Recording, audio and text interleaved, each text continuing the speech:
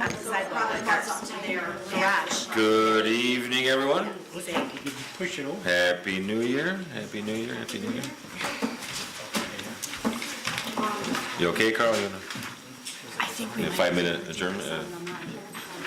Carl figured out how to. At this time, I'll call to order the regularly scheduled committee meeting for the Village of Midlothian, January 2nd, 2019 at 7 p.m. Roll call, please. Trustee Kamey? Here. Trustee Crowley? Here. Trustee Gillis? Here. Trustee Ivan? I think I'm here. Yes. Trustee Killelea? Here. Trustee Kreis? Here. Mayor LaRue? Here. You have a quorum. Please stand for the Pledge of Allegiance. I pledge allegiance to the flag of the United States of America and to the republic for which it stands, one nation, under God, indivisible, with liberty and justice for all. At this time, I'll open the floor to public comment. If you would like to be made a matter of public record, please stand, state your name and address. George. Just one quick comment. Everybody has a microphone up there. If you please use them when you're talking so we can hear you, especially when we go live on the internet. You can't always hear everybody speaking. You're not speaking into the microphone. That's all I have. Thank you. Thanks, George. That was easy. Thanks for your feedback. Hi, I just wanted to give you, I'm sure everybody has seen it on Facebook and that, but Dylan's grand total of collecting food was 6,001 pounds. Wow.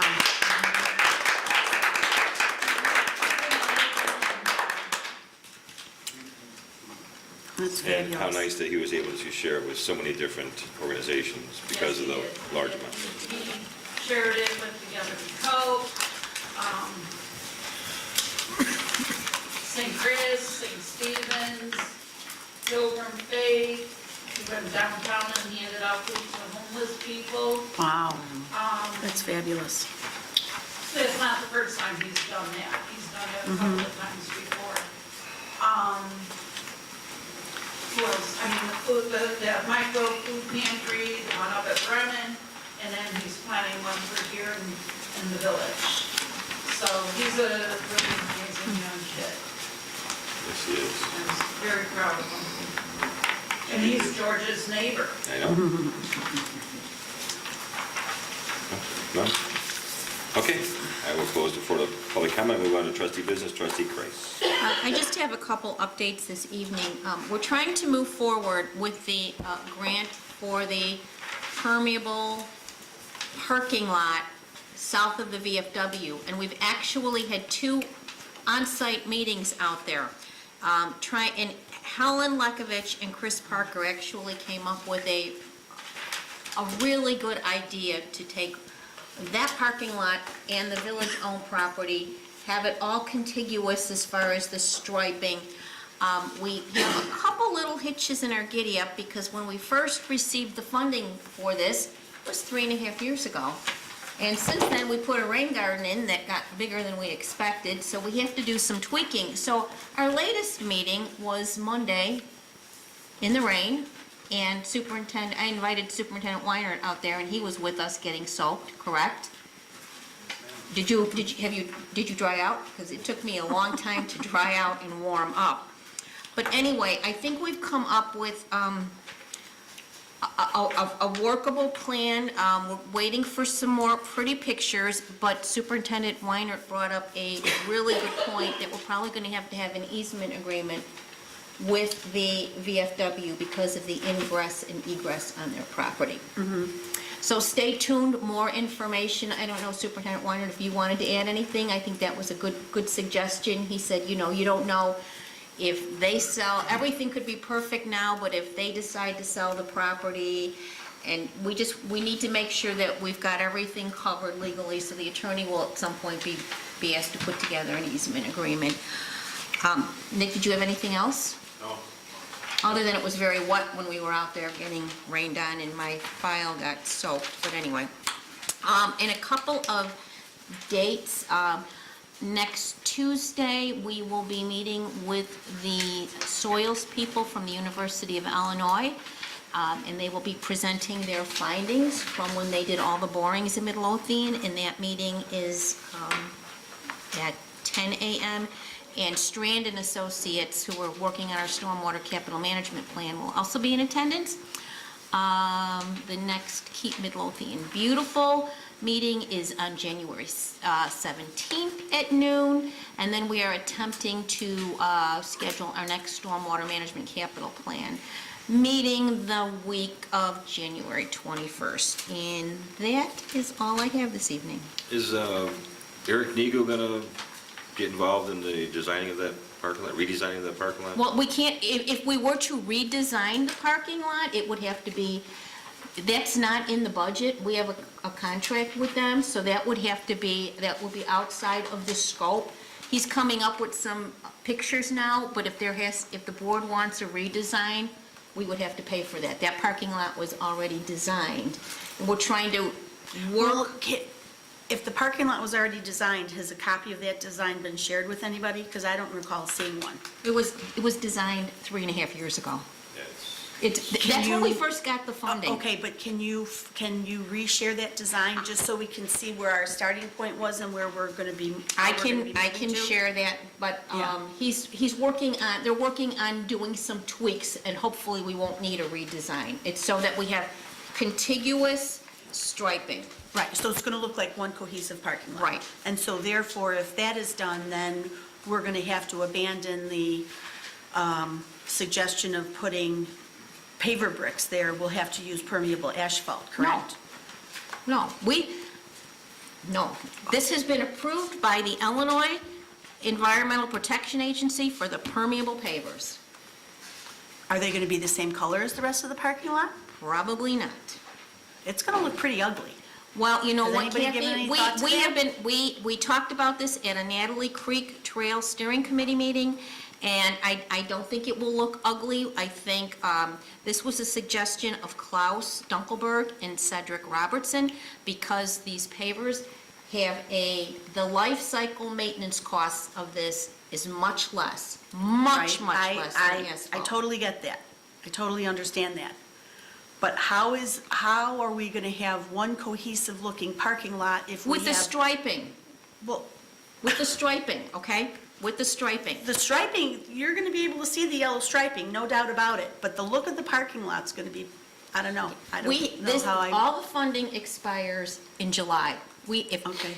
We've got I to get this understand that, but done. why, I don't understand, at what point did the board agree that we were gonna change it from It was- asphalt to the bricks? It's because we got another $150,000 from the National Fish and Wildlife Foundation.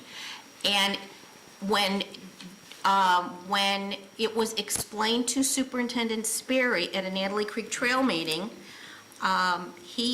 we talked about this at length at a Natalie Creek Trail Steering Committee meeting, that the life cycle costs with the pavers would be much less than asphalt. Now, I guess we can see if we can get colored pavers that would, I'm sure there's colored pavers. We haven't gotten that far. That can probably be in the specs when we put the project out to bid, Okay. okay? Well, I would like to ask at this point that any more information going forward gets shared with the board, so we all understand what's happening and what changes are gonna be made. Because I knew that that was a suggestion that Klaus had thrown out there. I had no idea that it was written in stone, and now the EPA and the Wildlife Foundation and everybody else said, yes, Midlothian, you have to use pavers. I thought that was just a suggestion.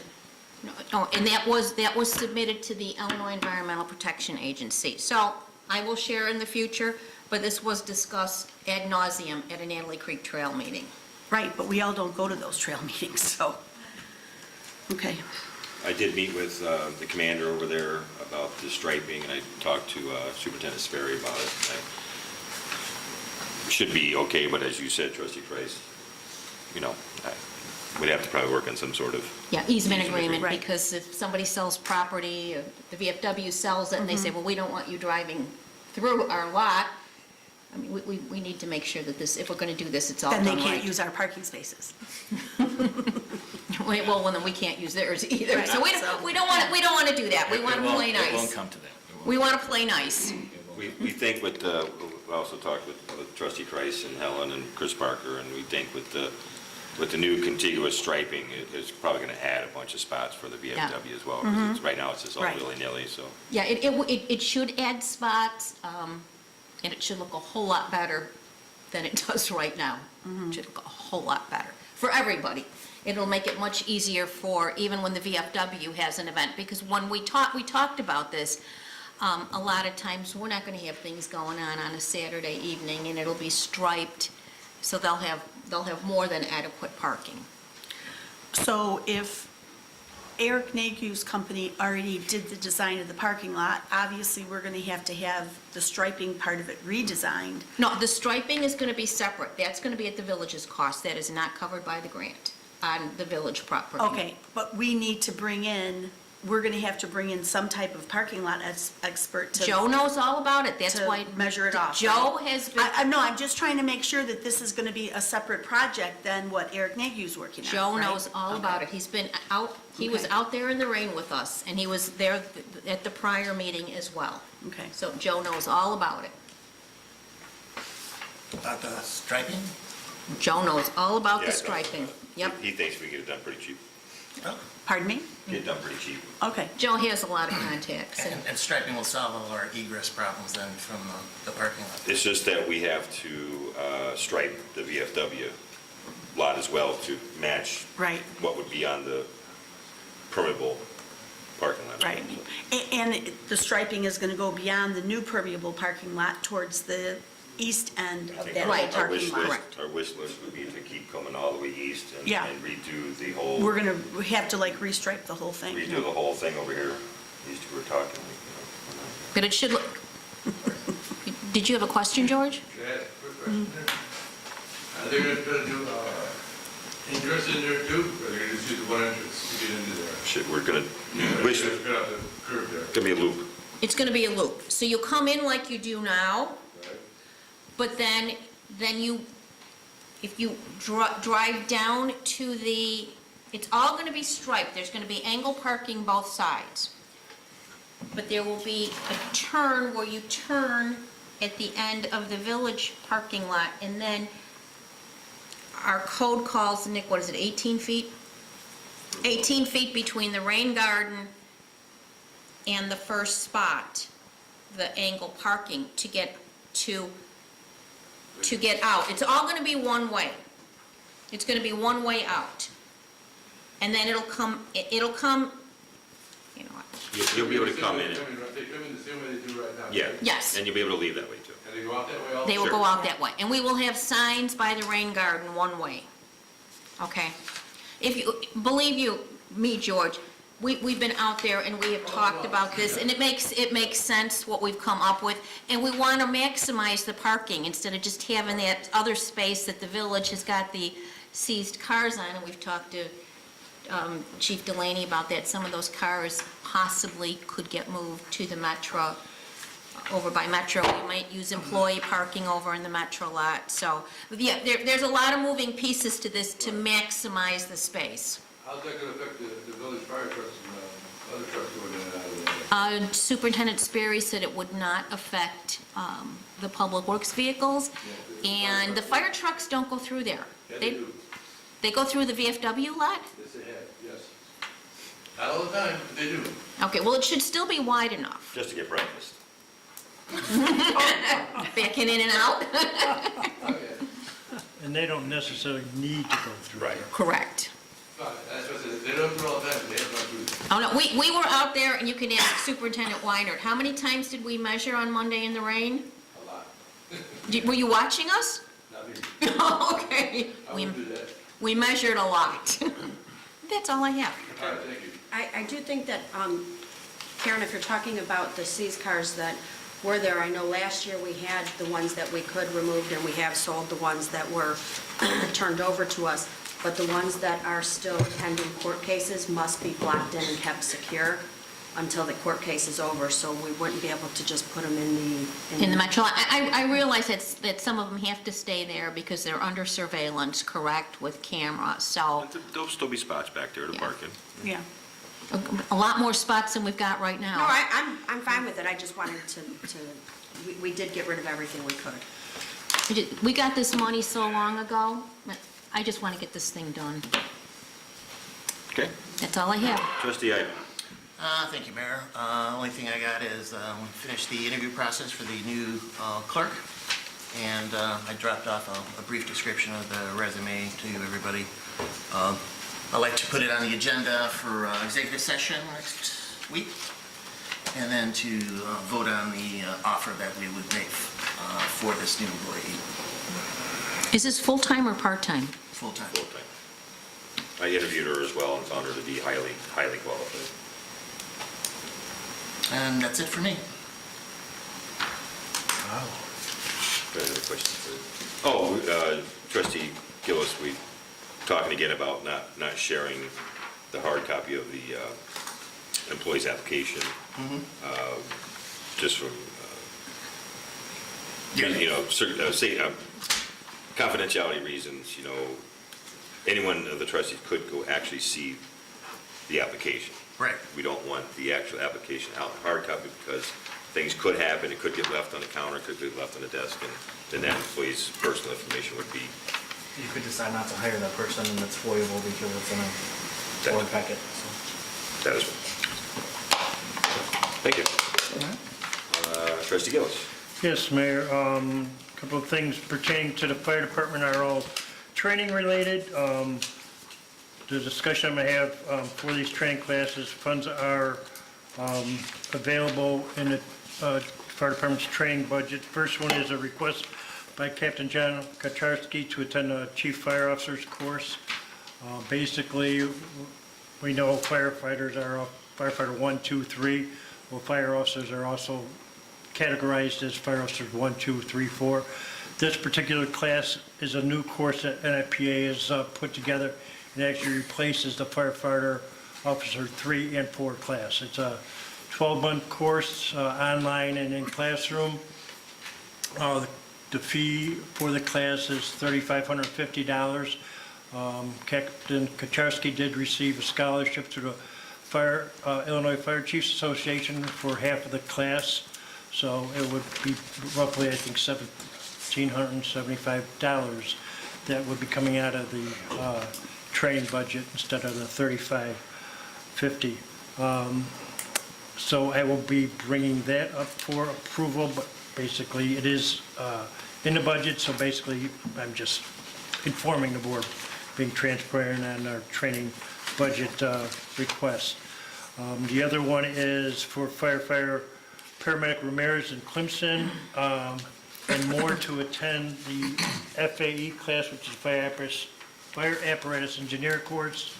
It's also a certification class through the Illinois Fire Chief, or Illinois Fire, I'm going blank, Office of State Fire Marshal. So it's a certification class that will help them in their endeavors to be promoted down the road. It's one of the requirements for lieutenant and captain and deputy chief and engineer. You have to be a FAE to be an engineer. So those classes are $450 a piece, and they are also, funds are also available in the training budget to cover that.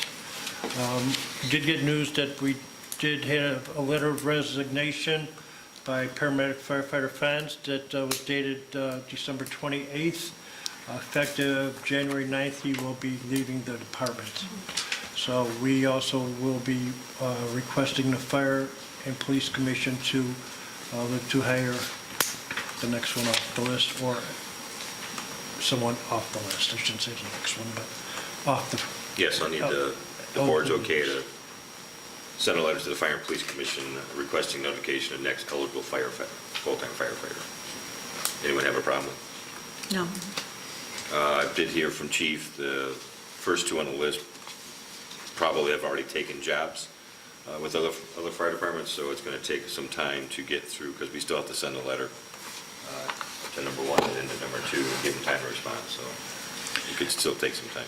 Yeah. And just bringing that up too, I was looking at the board in the outside the windows, and I noticed that some of the lists we have up there are outdated. There's a couple of lateral transfer lists, but I think one was, there's one from 2017-19 that still is up there, but there's a new one. But then the firefighter eligibility list expired. It's from 2019. 2017 and 19, and then the lieutenant's list for the police department expired 2015, and the sergeant list expired 2017. So I don't know if it's just because we haven't had another test for those two positions, but I know the fire department list is outdated. We probably need a new updated version of that up there. And that's all I have. Oh, I do want to bring up, Gene, you mentioned something about a donation for a Christmas tree for the Historical Society. We do have an old one there that's missing a few parts, so we're more than welcome to bring in a new pre-lit tree. That'd be nice. 7.5 foot pre-lit. He's gonna drop it off at my house on Friday. He's a resident here in town. Okay, well, I'll give his name and give it to you and stuff. Okay. I'll send a- thank you. Okay, yeah, all right. And then I'll let you know, and we can meet over there and unload it or bring it over there whenever. All right. I have my, put in my garage. Okay, thank you. And that's all I have. Thank you, sir. Trustee? Can I just say one thing about that, about the list? Chief, can you make sure that Vicki gets copies of the most recent list for both to the front office to be posted? Thanks. Trustee Kevin? Thank you, Mayor. First thing on the list is with regards to the Keystone parking lot. The Site Plan Review Committee met twice on our second meeting on December 4th. We went through and we, addressed all the outstanding issues that we had. We came to a final determination, and the meeting minutes have been finalized by the clerk, and Trustee Kreis is going to work with the clerk's office to start that process to fill out the zoning application on behalf of the village to request a special use because it's a parking lot within a residential area, I believe, so it has to have a special use. So that Trustee Kreis will work with the clerk to get that process going. And then in the meantime, Karen, you had agreed that you were going to communicate directly with the engineer Yep, and give and I- them the copy of the final determination so they can To get to- incorporate all yep. that in the plan. And get it to MWRD. And do you have any idea of when they'll have the plan updated? and I ready? don't, but I will find out. Okay, thank you. Next item is the zoning map updates. Since 2009, the village has had 456 zoning changes, and that's based on zoning changes by PIN number. 358 of those zoning changes were the most recent large block of zoning changes that the board agreed to and passed back in, I think it was August, relative to the residential neighborhood north of 147th and west of Waverly. So that accounts for the vast majority. The balance of the zoning changes that occurred over the last 10 years, 10 of them were for special use zoning changes, and then the other ones were miscellaneous. However, none of those other zoning changes have been updated on our village map at all. So the village map is significantly outdated. So pursuant to Superintendent Weinert's request, which I agree with, the village is going to move forward and work with Robinson Engineering and/or SSMMA, whoever can get the job done quickest, to update all of those zoning changes so that our map is accurate. And then, once we have an accurate map, then the board can take a look at the map and decide if the then current zoning is efficient and accurate as best, and is best for the village of Midlothian. I know that there were a lot of changes made in 2009, and a lot of those changes were, I think, based on what was happening in the market at the moment, at that point in time, but a lot of the real estate market changed significantly, and a lot of the development that thought might happen never happened. And so I think that some of the zoning that we have that was put in place in 2009 may no longer be viable for the village of Midlothian. So we need to take a look at some of those items and readdress those. Yes, Don? So I was looking at the map on the village website. The zoning map there is 2002 to 2004. Oh, I thought the one on the village website was 2009. Well, I sort of thought originally it was, but it said on the bottom, 2002 to 2004. So do we have an updated one Yeah, beyond it's that? right here. It's 2009. so it's not on the village website. Oh, well, The old one's on the village website. Because you told us to look at it, and I looked at it, and Oh, yeah, that's the one I've been, that you gave us. yeah, Nick Or gave was us I trying all, to Nick blow- gave us all one of these I a was couple trying weeks to ago. blow it up with my poor eyes and look at it a little easier. Okay. So, but It's not then easy. you don't have the right map on the, Well, website. I had no idea that the but it wrong won't, map was it on the will, website. it will be an updated map anyway. Yes, so- it'll be an okay. updated map, Okay. okay? So, so that's what the building department is gonna work on going forward, is we're gonna update the map right now based on all the outstanding ordinances that are in place that have not yet been updated. And that brings me to our discussion about spot zoning. So, there was a question with regards to spot zoning. When we talked about updating the map and about changing zoning a couple weeks ago, there was somebody brought up the issue of possibly spot zoning. And what exactly was spot zoning? So Nick looked it up, he gave us a recommendation. He also gave us, Nick, where did you get the spot zoning language from, by the way? Where did you get the spot zoning language from? The IML handbook. Okay, there you have it. So, the IML handbook, this documentation, this document here kind of gives you a better example and a better description of what spot zoning is. For an ordinance to constitute spot zoning, two requisites must coexist. First, the change of zoning applicable only to a small area, and a change which is out of harmony with comprehensive planning for the good of the community. Okay? So, and in addition to that, there's some other language in here that says spot zoning would also be considered, a test for spot zoning would be if that zoning is for the good of the community as a whole, or if it's just for the good of one person. Okay? So, in Nick's email to all of us, he said the reoccurring concern in conversation is spot zoning. When reading the attachment, please keep the following in mind. Rezoning the duplexes at 146 in Knox would be keeping in with the surrounding residential area. 2, the rezoning that took place at Waverly and Clifton Park for the billboard would be considered spot zoning. Number 3, the extra storage space building at 147th and Lawndale is B2 and is contiguous with the B2 zoning going to the west, to the properties to the west. It would not be spot zoning to rezone the properties to the east of the storage back to residential. There's a whole strip of homes along 147th Street that were zoned out of B1 and B2, they were zoned out of the residential district and zoned into B2. So, that's the purpose of this discussion.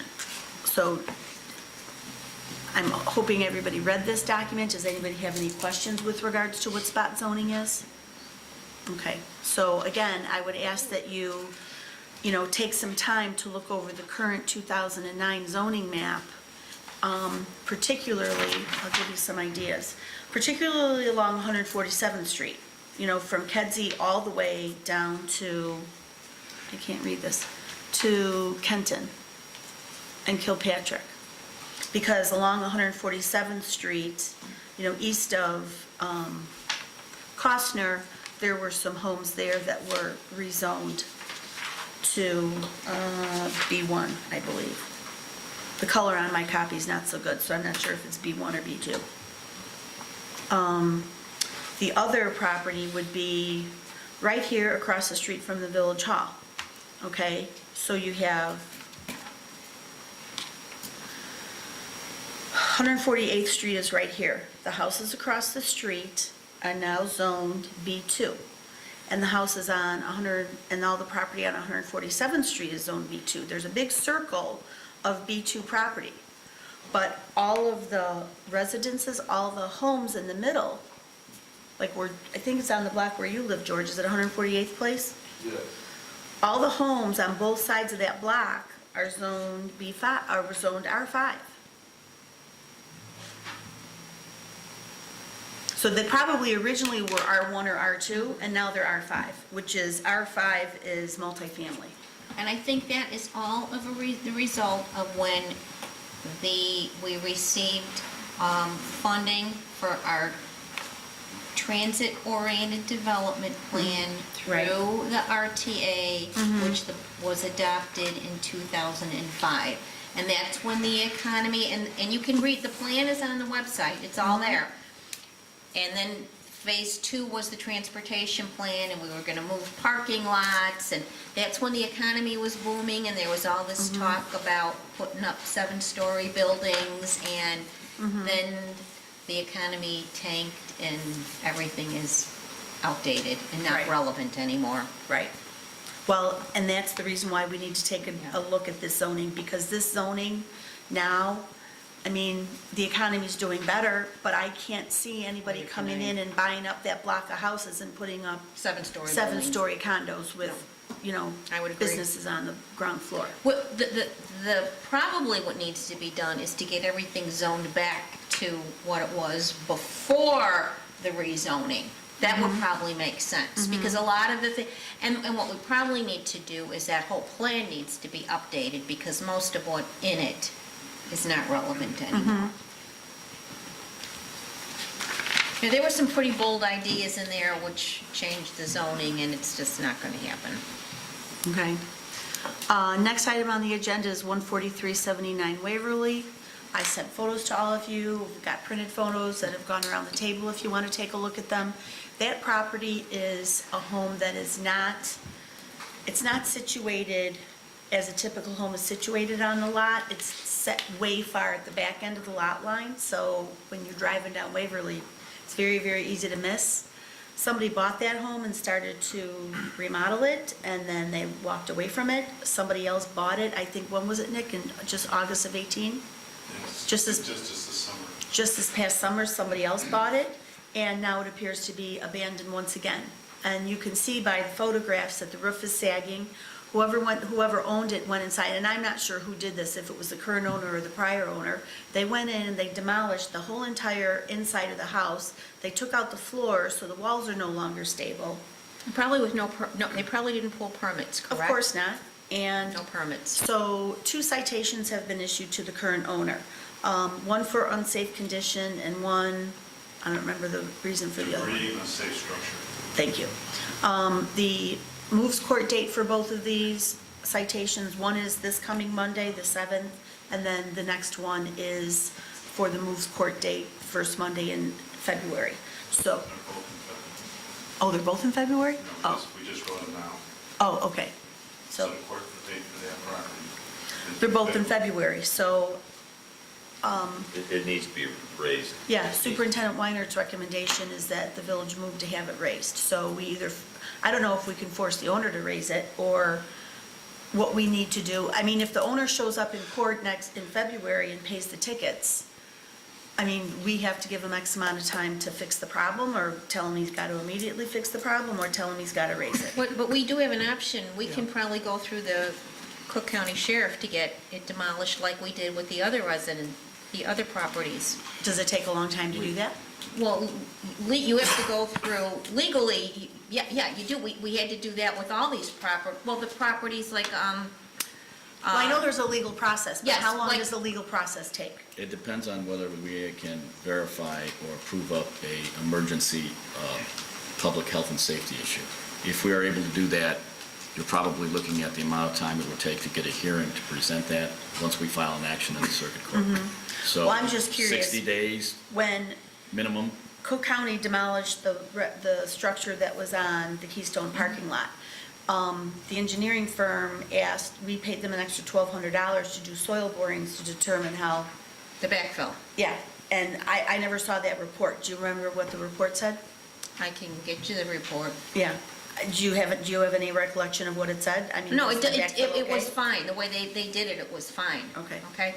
That would be my only concern with having Cook County Sheriff demo it, is that Right, they use the debris as backfill. they use it, right, they use the debris as backfill, so it doesn't necessarily them- give you a some good of they do. solid foundation of a firm lot. Trustee, the So- first step has to be to determine, to locate the owner, to determine whether he is going to apply his rights.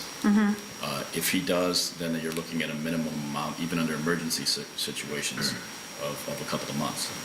If he decides that he has abandoned the property, he doesn't want anything to do it, We would notice it up, the process would go forward, and he would default on his defenses under the statute, and we could proceed.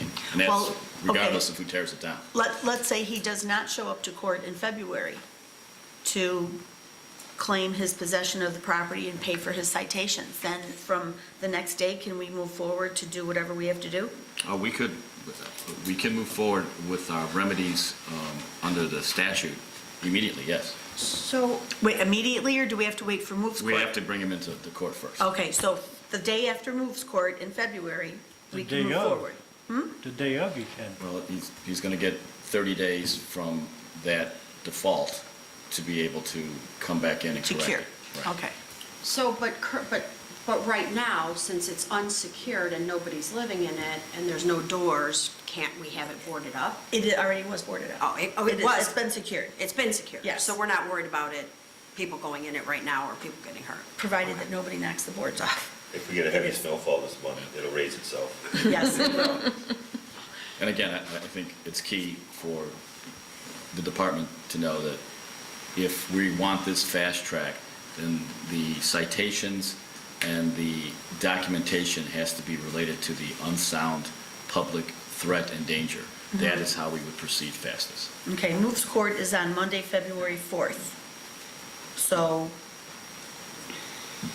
if the owner comes to court on Monday, February 4th and says, yes, I'm the owner, I'm going to pay my citations, the village has to give him 30 days to cure? The village can then proceed under the statute, once we get a finding that it is dangerous from our hearing officer, and he's been given notice, we can then proceed under the statute to go for securing and demolishing it. And Okay. that's where the prove-up has to be sufficient to demonstrate that we're using this extraordinary remedy, which is that we're going to be going on a private property owner's property and tearing down his building. So the village building department needs to show up in court that day with photographs, Correct.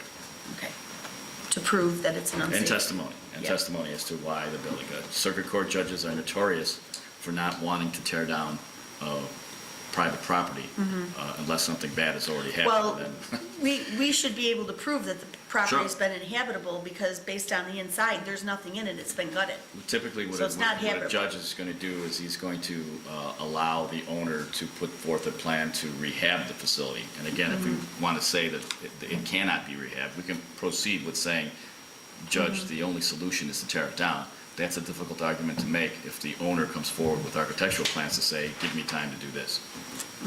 Okay, well, at least we could put his feet to the fire and force him to come forward And with if he a doesn't plan. show up, we can get a default judgment. Okay, But it still takes time, because we went through that with a number, I think we went through that with 3 or 4 properties, that was 4 properties, that 4 residences that we had demolished through the Cook County Sheriff's SWAP program.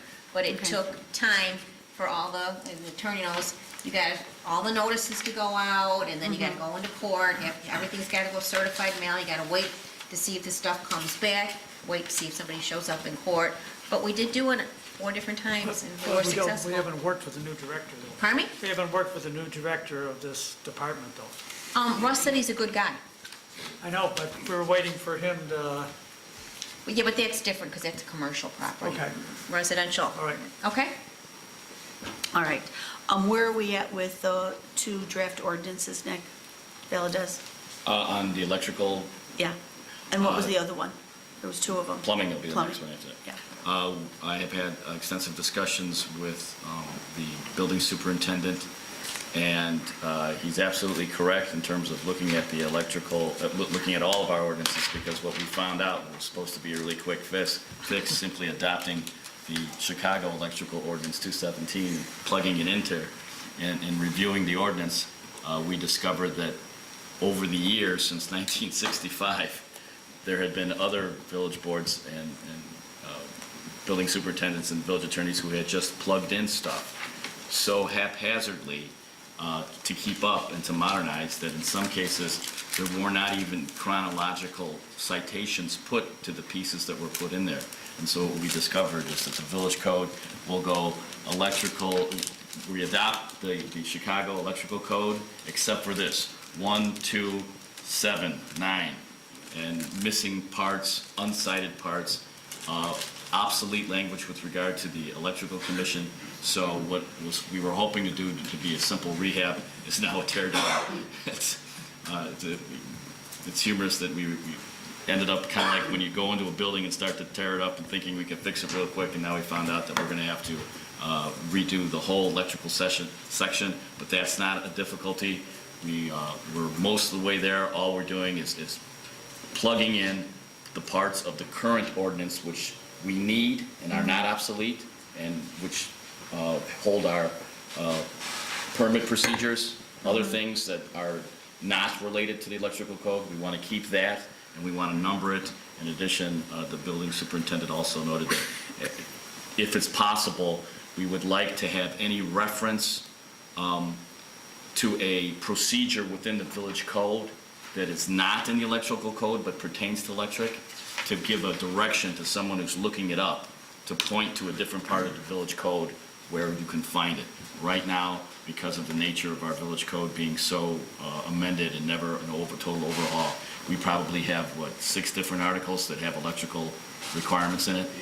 And the superintendent also noted that some of those things are related to one procedure. In other words, if you are doing electrical work in the village of Midlothian, you may find yourself in a situation where even though you would think all of it would be in one section of the code, you have to peruse 5 different sections of the code to get your plan done and through the village of Well, Midlothian. can we fix that and take those references out of those other locations? and What just our put them goal under is to one? do is to, at the very least, once we adopt the electrical code, any references to different parts of the code, we're going to plug in under electrical, so that you, at least when you go under the electrical Click on it, code. it'll take you right there?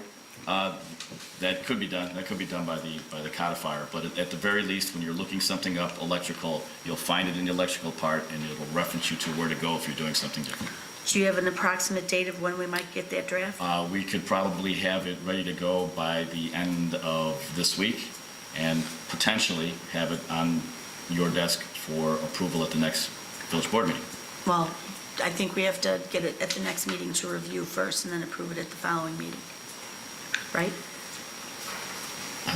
I'm lost for We have to the review. regular village board meeting is the next meeting. Yeah. Well, we can review adopt it. it, we can Yeah. adopt it and approve it at a committee of the whole meeting. If you get it to us for next week, on the agenda for next week, it'll be for review.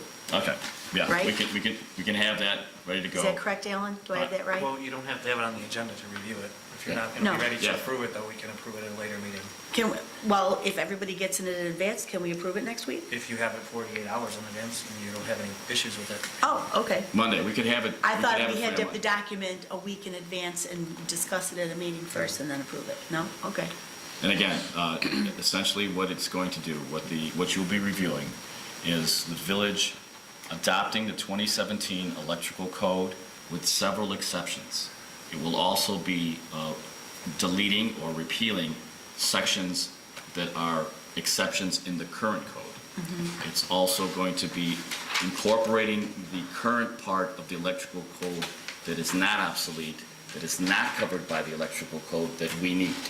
So we'll have that laid out in the ordinance. Okay. Last thing I have is Cheers. They had contacted the building department and wanted to discuss getting a special use because they wanted to install a raised platform stage in the beer garden. Last summer, they had several outstanding issues that needed to be addressed, and one was they had a makeshift little platform stage that they set up themselves, which consisted of sheets of plywood on milk crates. So they were cited, and that was taken down right away. They had many other The code milk crates were tie violations. wrapped. They were tie wrapped together, so I'm sure it was safe. You may be Right. smart. Yeah. So at any rate, I had asked the police department to provide a list of, any noise complaints, and we got a 2-page list. This list, That was going to be my question. Yep. Yeah. well, We're killing them. We're It killing looks the people like- across the street, across the alley. I'm not sure. There's different disposition codes. I don't know what these mean. Chief, what does ACT mean? ACTCLOUNF. Bottom line is the police have been called Unfounded, closed, active. active. Police may call there a number of times for noise complaints. Oh, like, from what I could tell on the dates, sometimes, every week, just about every weekend, sometimes twice in a weekend. And always the timeframes, huh? Okay. And it appears as though the time frame is always from between 11 o'clock at night till 2 o'clock in the morning. So I don't see how. Would they even be allowed to play music that close to a resident's home after 9 o'clock? I mean, don't we have? They shouldn't. They should be. Yeah, That's why they would need special use. right. I mean, I'm thinking if they wanted to have like an acoustic duo or trio out there from, 5 o'clock until 9 o'clock on a Friday, Saturday, or Sunday evening, I'd pull up a lawn chair in my own backyard and listen to that. But, beyond 9 o'clock at night, back there, I think that would be kind of difficult, because you've got a house, a whole neighborhood of houses right behind Well, it. that's the point I'm getting at. We Yeah. haven't allowed them a special use to play music after 9 o'clock, so why would we even consider building a stage? So we haven't given them a special use to play music? No. I'm just letting you know that they've come to the village and they're inquiring about it. To be We've quite not honest, given them anything. They don't have a special use to even have the outdoor beer garden. Right. So Right. Well, that's really not an outdoor beer garden anymore. it's enclosed. Well, it's a cafe. Well, it's still considered an outdoor cafe. It's got a They roof should put over some it. fans to get rid of the smoke in that place, too. Yeah, it's still considered an outdoor cafe. So I'm gonna turn the discussion over to Superintendent Weiner and let him tell you what he has discovered. If I may very quickly, Yes. before you do that, I've noticed going back to when Spread's Pizza opened and Trustee Kilby brought up the issues with regard to beer gardens. Essentially, the village of Midlothian, from my observation, has almost totally unregulated beer gardens going on. That is and it's not because we haven't applied the special uses and the requirements of our village code. It's because of ownership creep. They start to do activities a few feet outside their door, they start selling liquor outside their door, and the next thing you know, over the course of time, they're operating a full beer garden outside without a special use. So all of these problems that are coming up right now, I have found are because these businesses are operating outside the village code for beer gardens. Or Right. outdoor cafes, whatever you want to describe.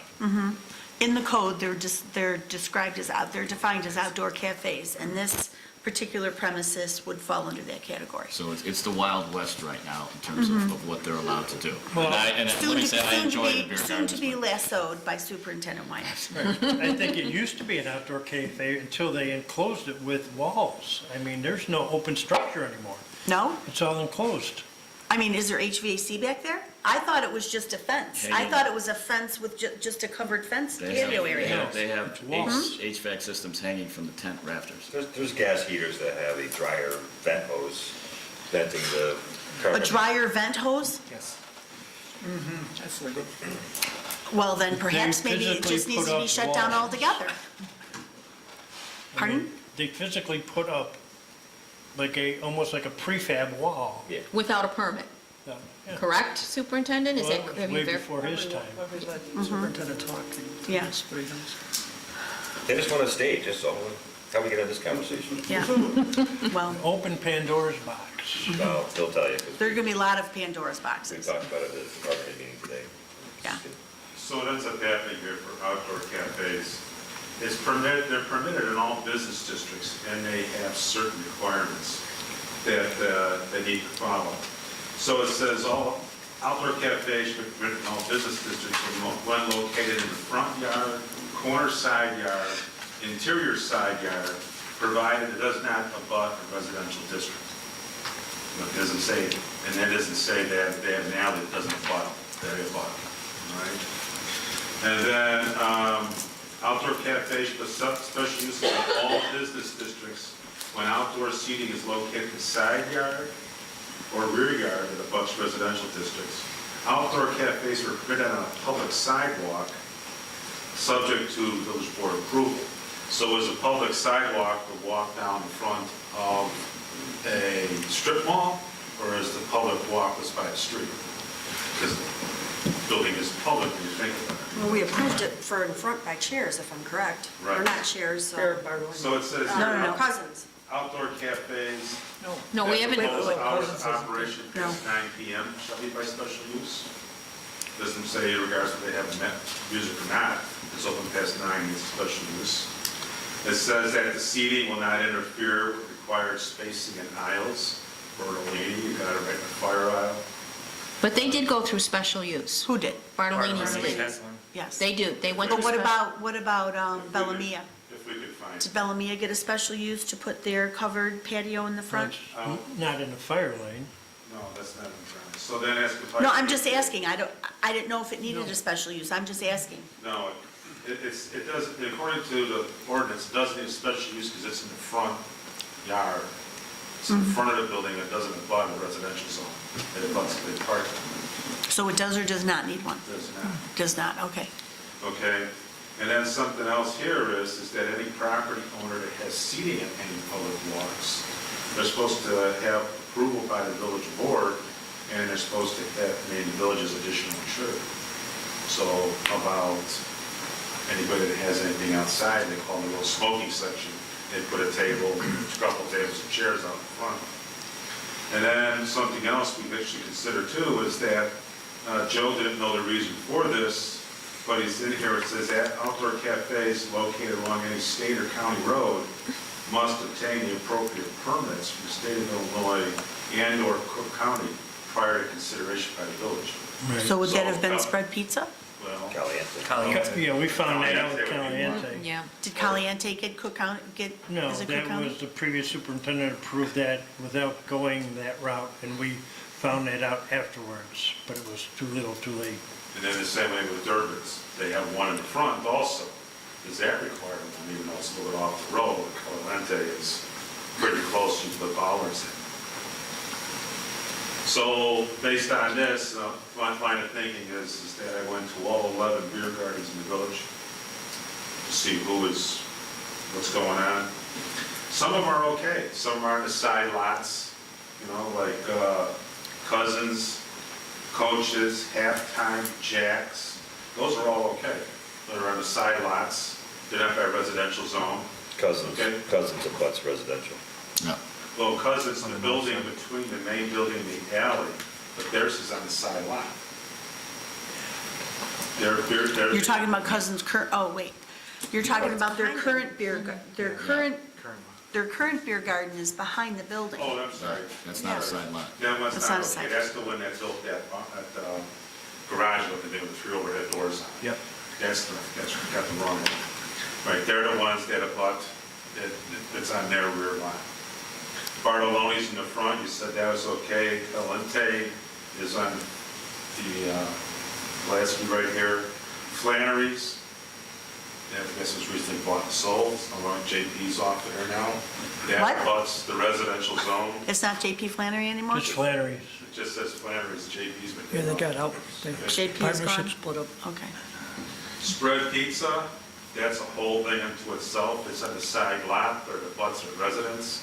We don't not do zoned residential, but that was all enclosed, and I don't even know if they got a permit. I have to research that. Bellamia, they went and closed the front of theirs, right? They had an open area. They enclosed it, but I went there today, and what they submitted on their permit, just like last month, does not agree with what they put up. So I talked to the police chief about blocking the front window and you can't see in. And that's why you only have so many signs on the front windows and that, so much coverage, gives you a look in. Durbin's, theirs has taken on life of its own. This is one of those things where they got the front beer garden, I'm gonna call it outdoor cafe. Looks like they must have at one time gotten a permit to put an addition on the back of the bar back there, which they're smoking in and doing shots, by the way. Come to find out, they went there for true lunch. And then in the back, they have a tent area that's built, and they take the plastic off, and it's open to the outside, but that has an alley behind it, and then a parking lot, and then an apartment complex as you continue to the east. So that appears to be okay. The biggest area I see have an issue with is Cheers. It's got a rear beer garden that's then morphed into another beer garden. They have egress problems. They have the problems with the noise. They take the walls off during the summer. I guess they put the walls up during the winter. all right? And the heater with the, looks like ductwork for a dryer. There's the office, they definitely have egress problems, and they definitely have, it's because there's some, looks like, there must have been a banquet hall for Bella Mia at one time, the front portion of the building, is what it looks like. Then they added on to the back. It's been 4 or 5 different. Yeah, used to be one big, There was a balcony and the office was, Well, whatever there is, there's a double doors. yeah, they to used go to through. share the kitchen. And they share a kitchen, right? And the problem you have there is, with the size, occupancy, and assembly, you would have so many people, you don't have enough restrooms, you don't have egress, you can't get out the back if you're handicapped, if you had to go for a fire. It was like a tent area, then they added on to the back again. That's where the milk crate stage is. So the guy there called me a Sam Shoemaker. Dave, Dave. Dave, Look, well, there's 2 No. guys. Yeah, it's Sam and Sam. the guy that owns Schumann. Shoemaker. Shoes. It's not Dave Schumann. No, it's not. Did you make another guy? It was Schumann. Yeah, Schumann. he had nothing to do with that place. He called up and wanted to know if he needed a building permit because he wants to build a stage in the back. That's what started all this. So I went there to take a look and then decided to look at the rest based on special use and not be able to find them for all these other properties. You mean you can find the special use permits? Special use held by, for zoning, you have to have a special use permit. There is no special use. There is no special use. But you said there is one for Bartlett's, because he couldn't find it. No, there isn't, because we decided that if Had it up front. he's only using it till 9 o'clock, then no special use was necessary. But he did, Wait, but they time did out. come Who here are you and they talking went about, through the Don? process. Bartolini's. Bartolini's. He didn't need a special use? Because it's up front and he closed it at 9. And he put in the barriers that we required. There was a lot of discussion about that So before. he was given approval to do Yes, that right. by the board without having to get special use Correct. because of certain limitations that Correct. were self-imposed on there. And that's the same thing with Caliente's, with the ballards they put in front. They got approval to keep that open because of the ballards. I Right. think the state was contacted back then, and they gave the okay as long as the ballards were up there. Okay. So just out of curiosity, besides our memories, how would like someone like Kathy or I who haven't been here, how would we know those things were given approval? Yeah, is there a permit for it? Is it in their property folder? Where is this documented? Meeting minutes. Meeting minutes, probably. So we'd have to. There's no written agreement? There's no written agreement between the village and these businesses that, yes, we're allowing you to do this without a special use, provided that you install ballards and you shut this part of your business down at 9 PM? Alan, we did something, didn't we, with Bartolini's in writing? I don't remember anything We in looked writing. at it and they, according to that, they were complying. With their code? With the We didn't need to have code, a without code with you them. having to Yeah. use special use. So they, basically, we went through and said, okay, do you have barriers? They did All right, we're not extra gonna serve things past that 9 we o'clock. Yeah, And- so, and it's in the front. And it should be emphasized that I don't know that there needs to be that kind of record. If a business represents that they're not engaging in a specific activity, then So if they're within the they're village not supposed to code, be then we doing don't that. have to have Right, anything they're not special. supposed to be doing that. We're supposed to Okay. be But enforcing Nick just said the they're in a ordinance. fire lane. Well, in front of the building, yeah, it's, Yeah. no, it's no And then- parking, the fire trucks go there. And are they too close to the sidewalk? They're right on the sidewalk. So there's, right off the or sidewalk. there's no egress with the, or is that what Well, you're they talking about? are, they might be from here to the wall away. Okay, Yeah, they're most still out from sidewalk. under the overhang, Yeah, the yeah. facade. No, I was just there. Their patio outdoor in the parking lot is right up to the sidewalk. Right, To the curb. It's right up to the sidewalk. Here's the sidewalk, here's the wall. right, in the front. So no, in the back of it. The Yeah, sidewalk that no, runs you're into the right. building, yeah. Right. Yeah, I mean, people are still free, they're not blocking the sidewalk. You know, people can walk, anybody can walk up and down their sidewalk. There's no, their beer garden wall is not impeding the And walkway. they were able to extend the fire lane outside of the Right. cafe Okay. because the Yes. parking lot was big enough. Yeah, Right, wider. They okay. changed the parking lot a little bit to allow for the parking.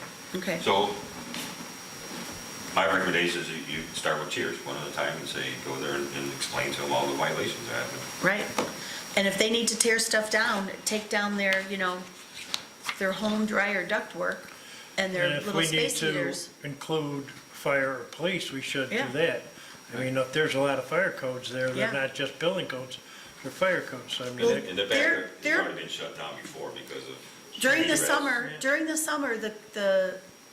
their patio was closed down for an entire weekend because they had so many code violations. right. Do you remember, Chief? They I would shut also down over recommend, the Nick, summer that for a you speak weekend? to the fire chief, because Yeah. I know that a few months back, they had Mm-hmm. Yeah. issues with their occupancy rating Egress, everything. and fire code violations based on people smoking everywhere. Mm-hmm. You know, so, And I did talk to the fire chief okay. about going there, because they had egress issues. A couple of them being is that, one of them significant is that you can go out these doors, but you can't go out these doors onto a public way. So you can't just push the doors open and fire and run out into the alley. Right. You can run out into the yard, but you can't run out into the alley. Right. Or you can get run over. Or There's just no, charging the side to the street. yeah, is there even an exit in the, whatever you want to call it, beer garden? In the back, they got an exit to the alley, but it's another thing for fire. code. There is an Not exit allowed. to the sidewalk. What's that side street there? Not Knock, the Oh, other. Step, it's not compliant. It's what? There's a step, it's not ADA compliant. I didn't know that there was a step. Yeah, that's Kilpatrick right there. And then the other thing too is in the back, there's an exit, but you have to go through a storage area to get to it. Fire code states you can't go through adjoining areas. Right. So I you can't thought, run from the building into a storage room, from And a then get storage out. room into an alley. You know? And they're adjacent to residential. That's my main thing. They shouldn't be And there. they're Right. adjacent to Just shouldn't be there. residential. Who cares about the violations? They shouldn't be there. Well, we, like you said, we've had many times residents have complained about the noise issue there. Sure. I mean, it So you just, start with cheers. Yes, sir. I'll meet with, I'm gonna meet with McCullough, the owner of Flannery's.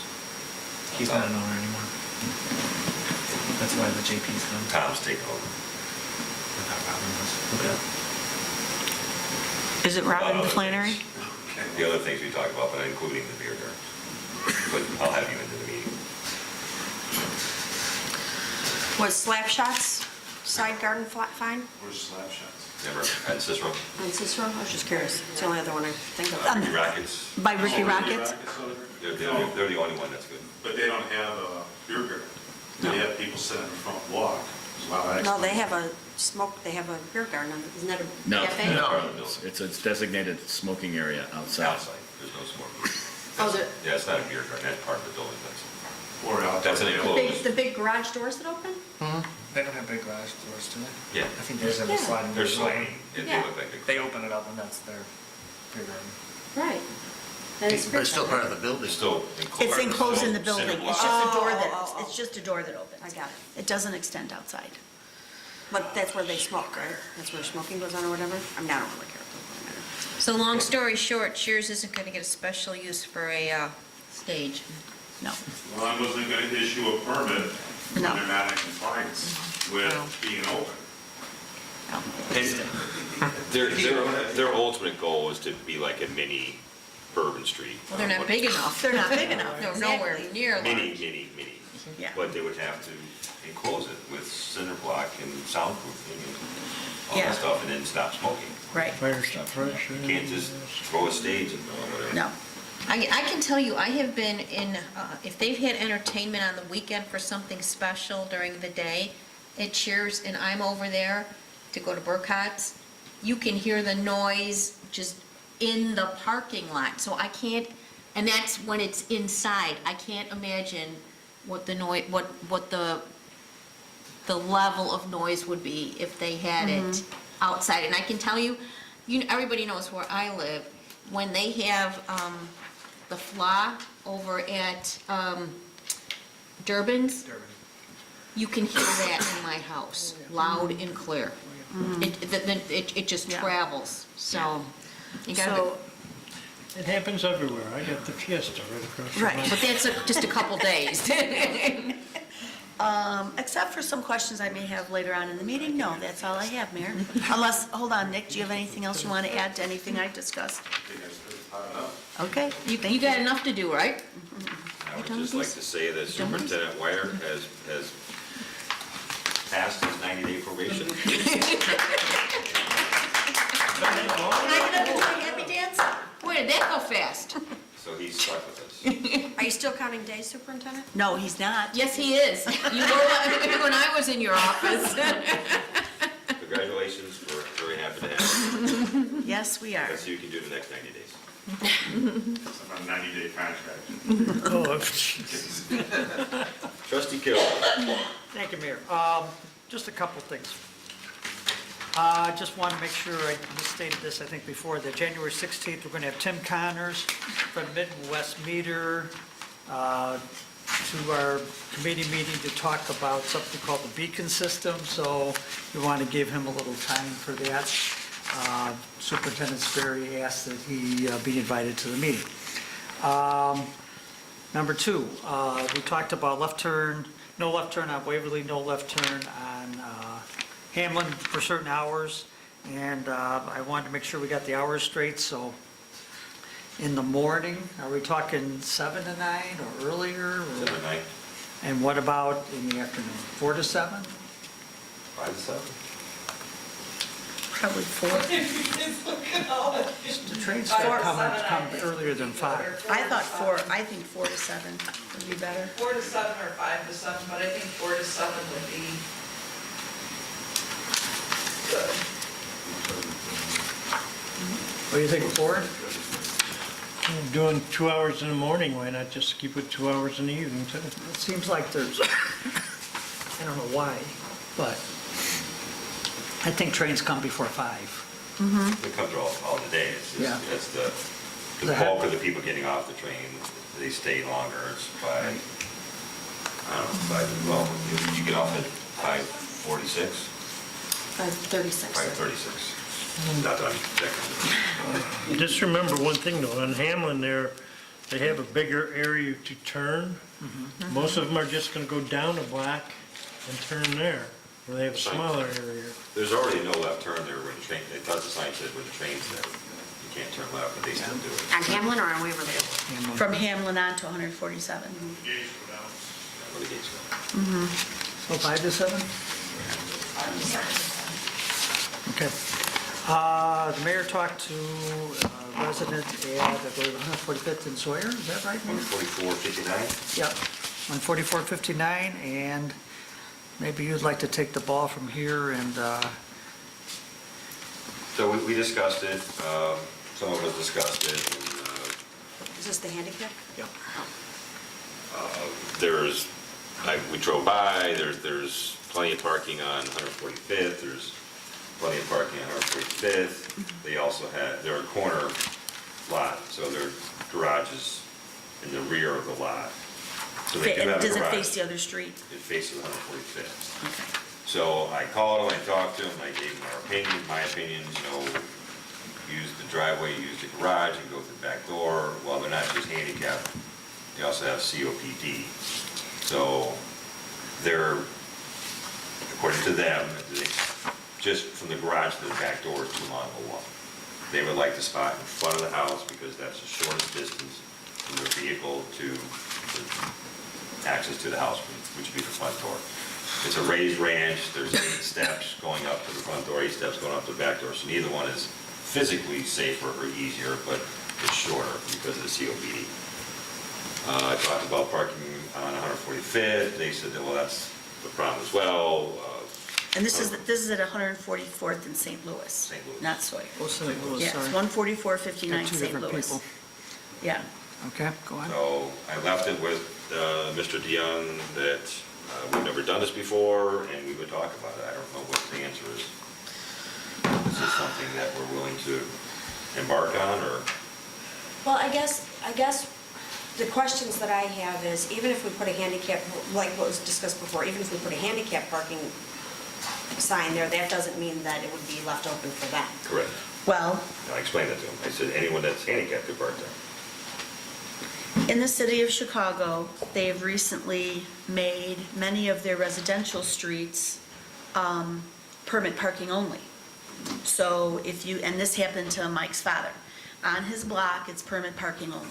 And he's handicapped, he's entitled to get a handicap sticker, but he doesn't want to pay for one. But to park on his street, even if you live there, you have to go to your alderman's office, you have to purchase a permit for your vehicle to park there. Like we do around the train station, around the high school. It's all permit parking. Yes, it's all permit parking. Well, it's resident, yeah, it's resident permit parking. If he would like to have his own specific handicap spot in front of his home, he can secure one. He would have to pay to have the 2 handicap signs put in front of the house that would delineate his parking space, and that would be his parking space only. Well, how can you stop another handicapped person from parking there? Because it's by special permit only. And so this would be a specially permitted parking spot. Oh, this wouldn't be a handicap spot, it would be a specially permitted spot. It would be especially, well, because it's a handicap spot, it would be a specially permitted handicap spot for that resident only. But they would be responsible for paying for whatever the expense was to make that happen. And then they would be the only vehicle that would be able to park there. So I'm sure that we would have to make note to all the residents on the block, this is not an open handicap spot for anybody on this block or any of your family and friends. This is specific to this, not specific to the home, but specific to the resident, to that occupant of that home. So if at some point these folks sell their house and move, that space goes away. It doesn't stay, it doesn't transfer to a new owner. I live right around the corner. So, There's space in front of their house all the time.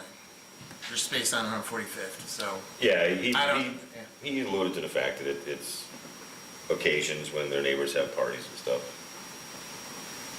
Yeah. I asked him, is Everybody it suffers all through the that. time, or is it just, it's pretty much when the neighbors have parties? So it's going to actually then, Which isn't very often. There's not that many parties in my neighborhood, I can vouch for that. but it'll come down to enforcement then. I can see where the police will get called if somebody parks in that spot and they're not supposed to. That would be the issue. Well, and Right, Chief? if we had a reserved spot and somebody parked there and they're not supposed to, then they get a ticket.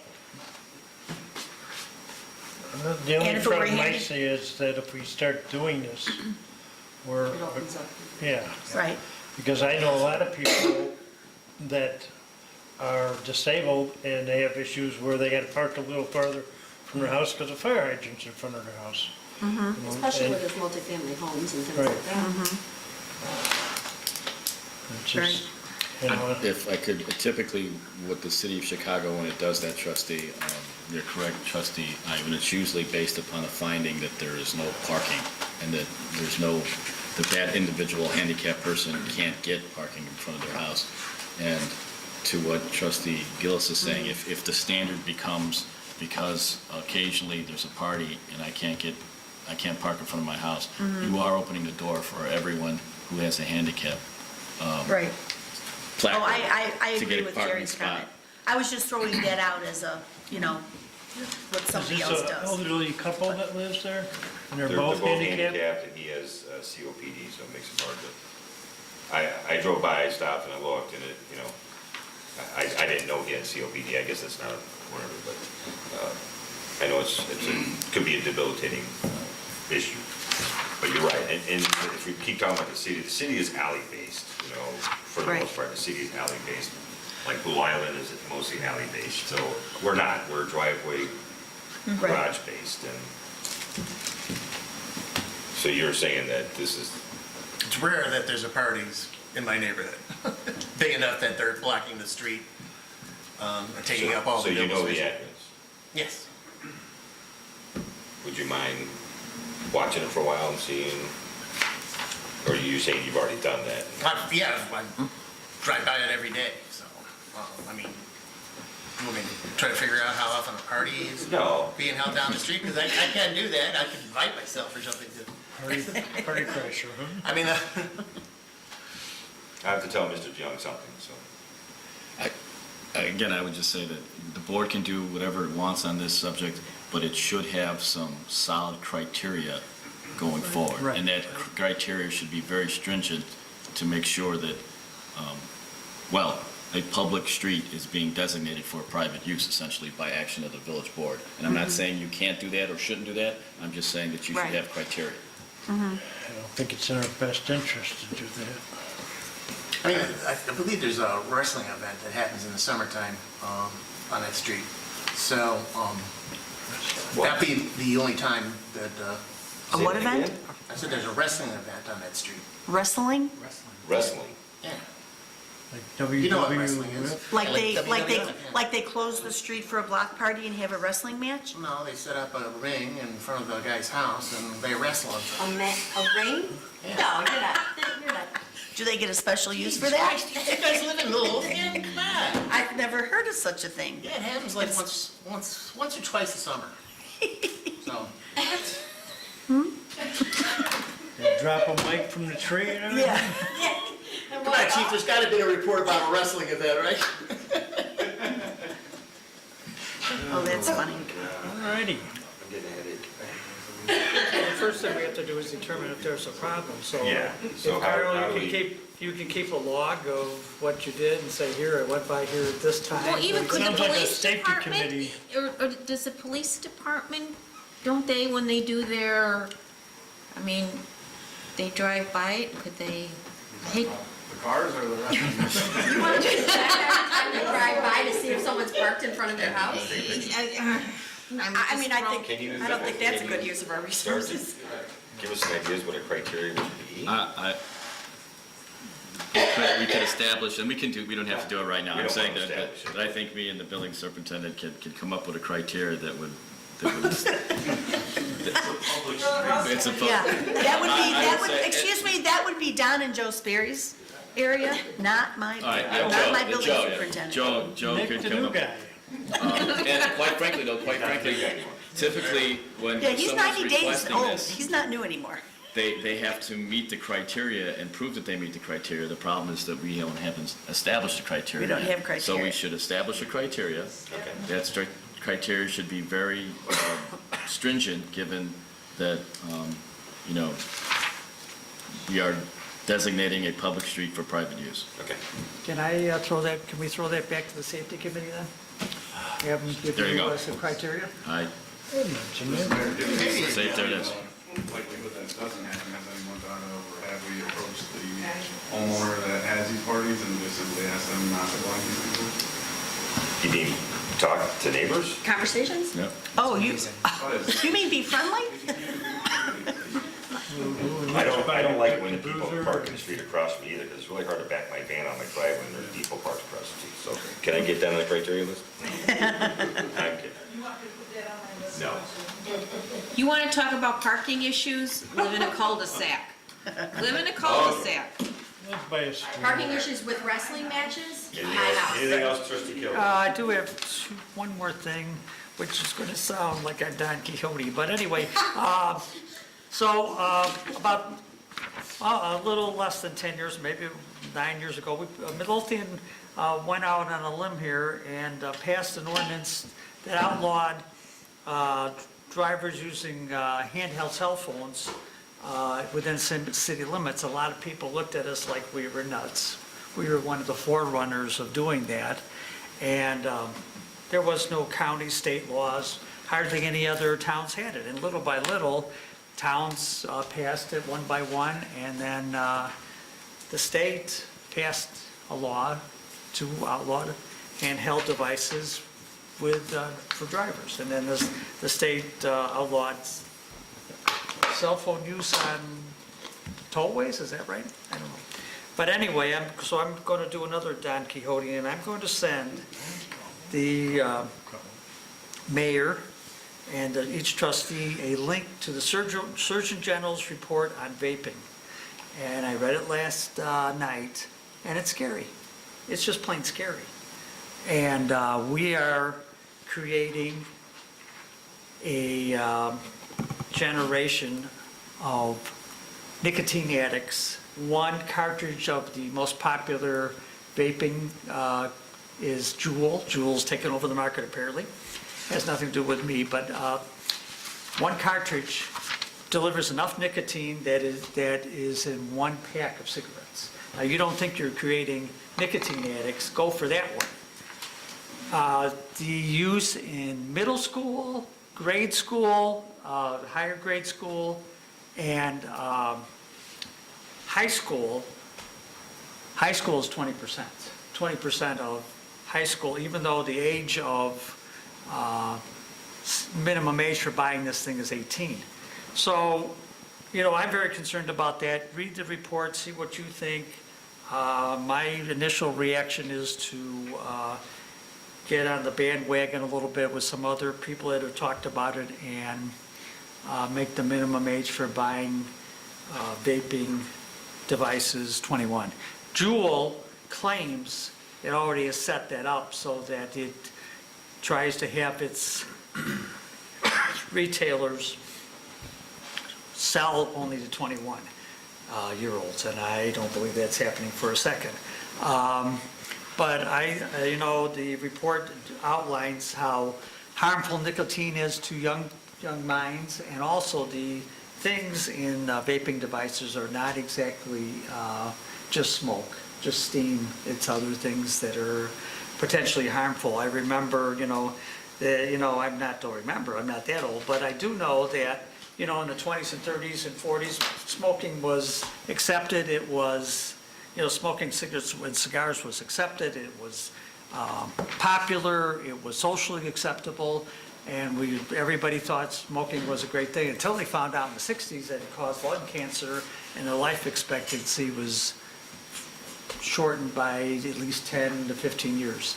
I don't want to try to, I don't know what we can do, but I think we're potentially creating that same situation right now with vaping. So I'll send you the link, and 2 weeks from now, I'll ask for everybody's comments and see what you think. And that's all I have. It's JUUL, right? That's right. Not the Juuls. Not like my jewels. Just, it's Well, if you're opposed to vaping, you're really going to get your mind blown. I'm pretty confident a young man is going to come here next week to give a very brief presentation on the legalization of marijuana that could be coming to the state. So, something else to consider. That's all I have, Mayor. I met with, the meeting today, just want to give you an update. Superintendent Sperry has yet to get an update from the electrical contractor, who should have already started installing the pedestrian lighting along 147th Street and other parts. Can't get a hold of the contractor, so that should have been started last month.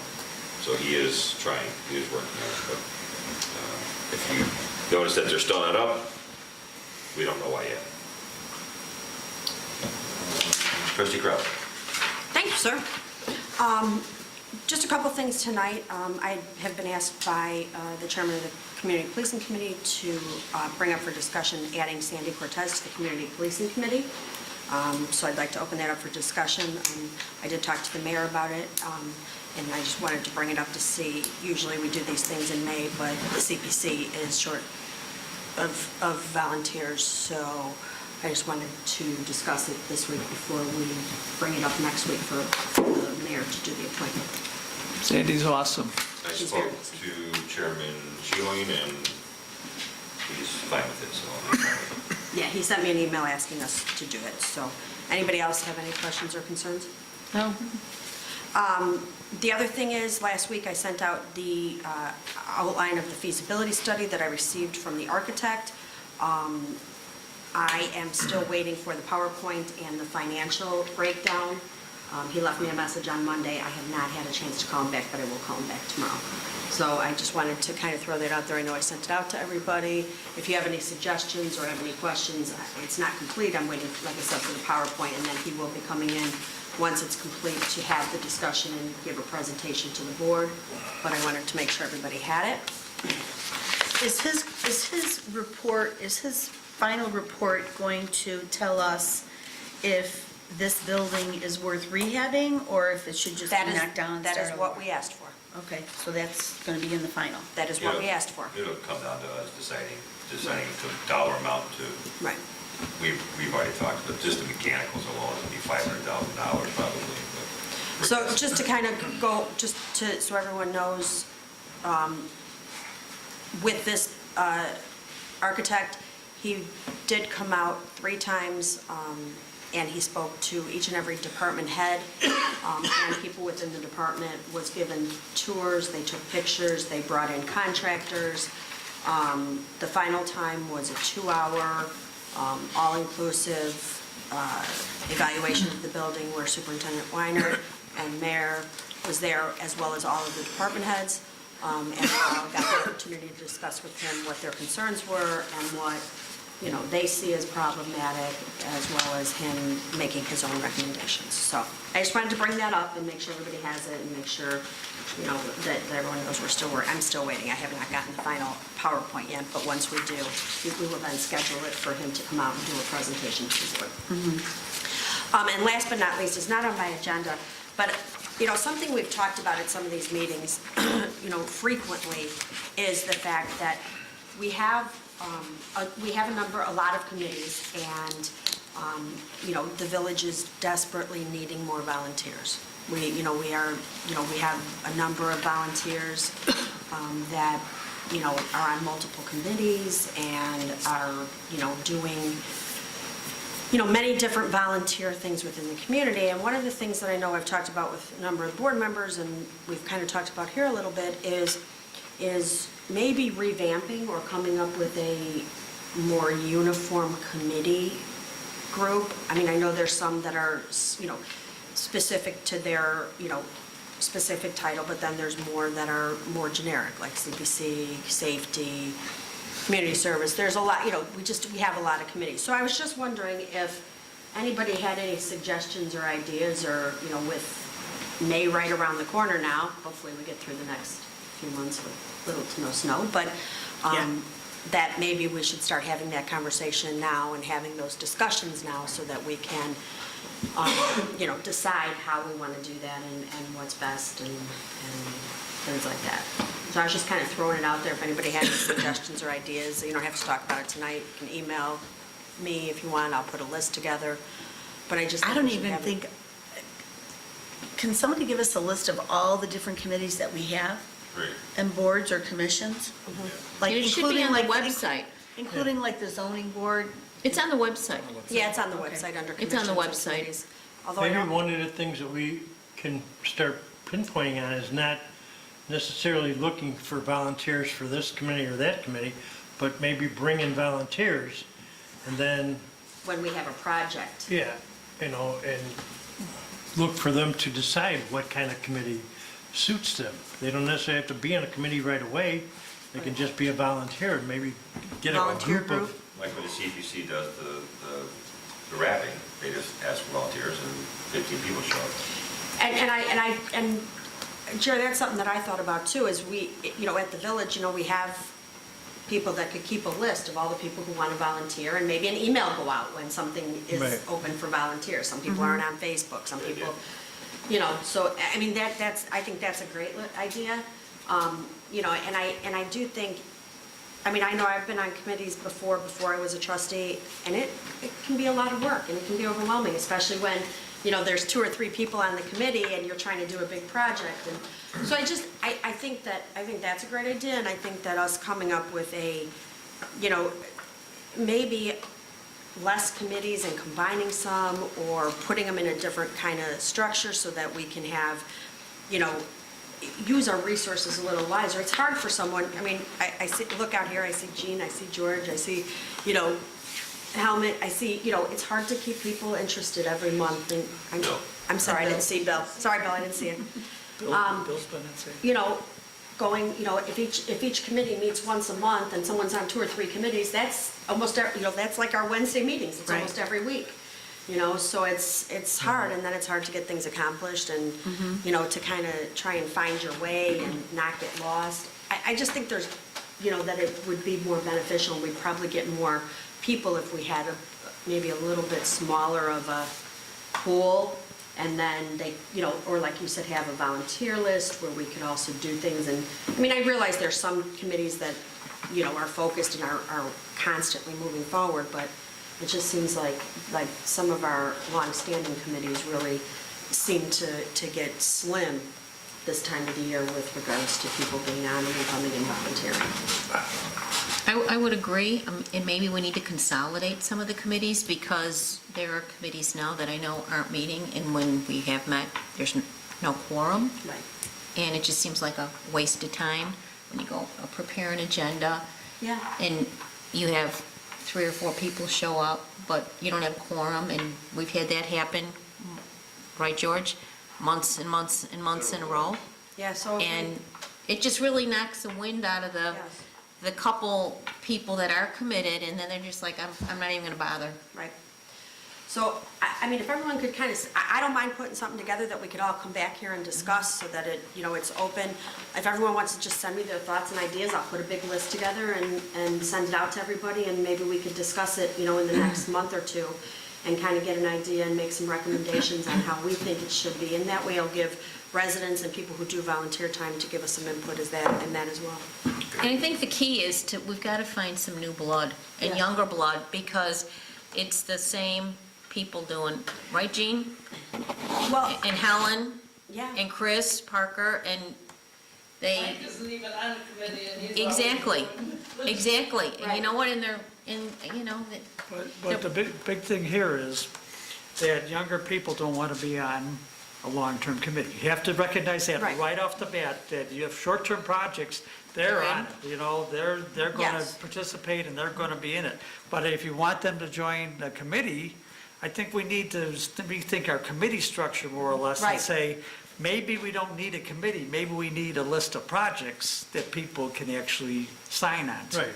Right. Take that volunteer list and let them look Right. at the projects and Match 'em decide up, for yeah. themselves. And the newsletter can do a little recruiting too, but I mean, overall, obviously you want to do National Night Out. Why do you have to have a committee? You have to have a couple of people to lead it, but, I think you get a lot of people who would want to jump on if they were just committed to National Night Out. Well, one of the conversations that I've had, that was kind of a suggestion was, instead of, I think, to back up a little bit, I think part of the problem with committees is that it's a lot of work, yet there's really, unless you're an old-time committee person, there's really no structure as to how you do things. It's every single occurrence is a new, you find a new way to get it done. So someone had said, there's a lot of things that are done. I'm just going to use CPC as an example. You mentioned National Night Out. Well, there are people who really, and I'm sure there's a lot of younger people who have children who would find volunteering to do National Night Out as a huge benefit. They'd want to participate in the golf outing, they'd want to participate that night and being a part of deciding what they put into it and stuff like that. But they don't necessarily want to come to a meeting in Every November, month. December, January, and February. Maybe, like you said, one of the suggestions is, the committee, we have, instead of long-standing committees, we have, subcommittees or, or maybe a project-driven committee. yeah, Yeah, project-driven, exactly. based on what it is, and, or. Get volunteers to specifically work on National Night Out. Yes. To specifically work on the golf outing. Yes. To specifically. Yes. Set up, cleanup day or whatever we're gonna call it Exactly. if we change it. Exactly, That because type it of gets, it gets away, people get busy, and, you find that the chairmen are running around doing a lot of the work, and then they're trying to, so I just think that, like you said, bringing something like a project-driven and having, we'll have some set in stone, but then when something comes up, offering it out and having a list to send them out to, and having people, maybe have a core group of people who handle, whatever, cleanup, and you guys have KAB, whatever. But having that so that people, not everybody feels like in order to join, they have to be there once a month, every month. I think would kind of be a good starting point. So if everybody wants to email me, whoever has any suggestions, like I said, I'll put them all together, I'll get it out to everybody so we can start having that conversation. And that's all I have tonight, sir. Thank you, ma'am. Attorney Valdez. I've already described what we have going, so I have nothing further than that. Under my business, we discussed last week, closed session, the agreement collective bargaining agreement between the Village of Midlothian and the International Union of Operating Engineers, Local 150, which is the Public Works. So I'm looking for a motion to approve the agreement. I'll make the motion. I'll second. Is there any more discussion? Before we go, I did have a conversation with the village treasurer, and apparently there is some language that we are going to have to amend with regard to the compensation benefits.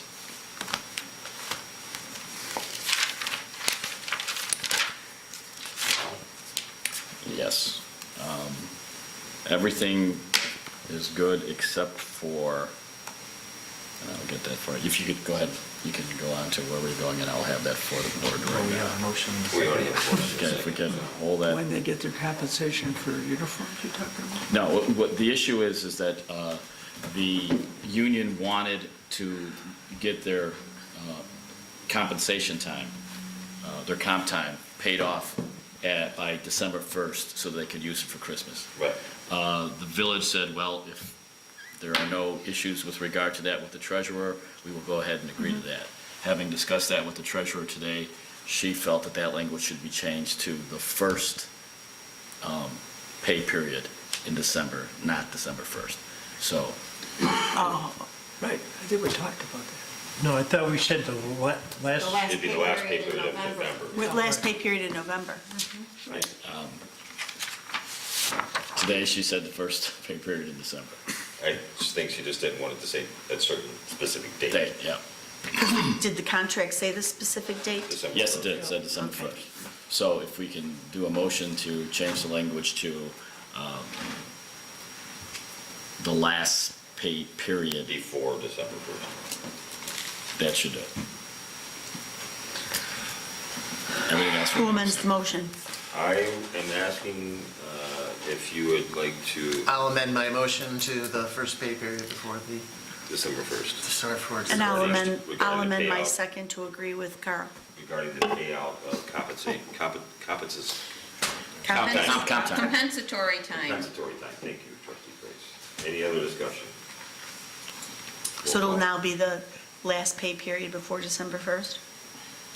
Okay. Roll call. Trustee Ivan. Aye. Trustee Kaveni. Aye. Trustee Crowley. Aye. Trustee Gillis. aye, Trustee Killiely. Aye. Trustee Kreis. Aye. Motion carries. I believe Maria gave you 2 pages from the owner of 14801 Cicero, South Cicero. His name is Messer Oda. He is requesting from the village a Class 8 for the property.